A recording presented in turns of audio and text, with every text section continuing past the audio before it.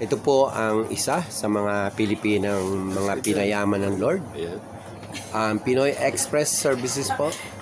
At syempre, ang pinaka-CEO po ay walang iba kundi si kapatid na Sharon Conetas. Yan po, si Ate Sharon po, siyang CEO, Chief Executive Officer. Si Santi ka ngayon, CEO ka na pag nakita ka na. Sharon Wong. Yan, Sharon Wong. Nagre-remit ba kayo? Nag-remit po. Tapos na kami. Still in process. Pick up. Halika na, may Bang to bang. Isa na lang. Okay. Yan po, kaharap po Pacific Ace. Pagkatapos dyan may Atlantic Ace. Frank Forest. Yan po. Karamihan po ng mga business establishment dito ay mga Pilipino ang may-ari. BDO, remit.